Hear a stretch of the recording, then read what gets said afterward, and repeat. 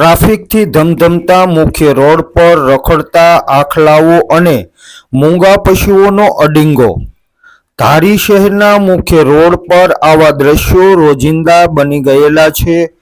અડિંગો જમાવીને મૂંગા પશુઓ traffic jam પણ કરી રહેલા છે, જેના દ્રશ્યો કેમેરામાં કેદ થયેલા છે। આખલાઓનો ત્રાસ, એમાં પણ મૂંગા પશુઓ મુખ્ય રસ્તાઓ ઉપર અડિંગો જમાવીને શહેરના નાગરિકો, વાહન ચાલકો, રાહદારીઓ અને શાકભાજી ખરીદવા આવતી મહિલાઓને હડફેટે લે અથવા તો મોટો અકસ્માત સર્જાય એ પહેલા નિવારણ લાવવું ખૂબ જ જરૂરી બની ગયેલું છે।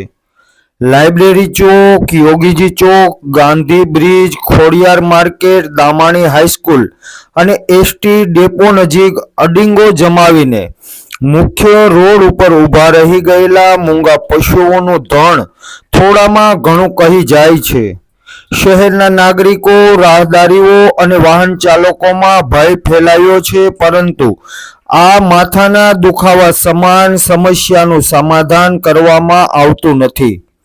શહેરની મધ્યમાં જાહેર ચોક હોય કે ટ્રાફિકથી ધમધમતી મુખ્ય બજાર હોય, ધારી શહેરમાં પ્રવેશ કરતાની સાથે મૂંગા પશુઓનું આ ટોળું નાગરિકો અને વાહન ચાલકો માટે માથાના દુખાવા સમાન બની ગયેલ છે।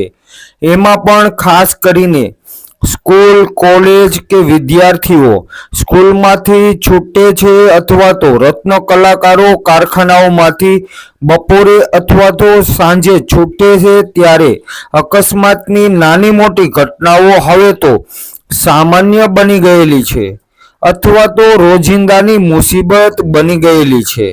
એમાં પણ ખાસ કરીને વરસાદી સિઝનમાં મૂંગા પશુઓનો ત્રાસ ખૂબ જ વધી જાય છે। મૂંગી ગાયો આમ જોઈએ તો મોટા ભાગની કોઈક ને કોઈક માલિકની પણ હોઈ શકે છે, પરંતુ અત્યારે આ ગાય, વાછરડા અને આખલાઓ છૂટા મૂકી દેવામાં આવેલ હોય તેવી વાતો લોકોમાં થઈ રહેલી છે।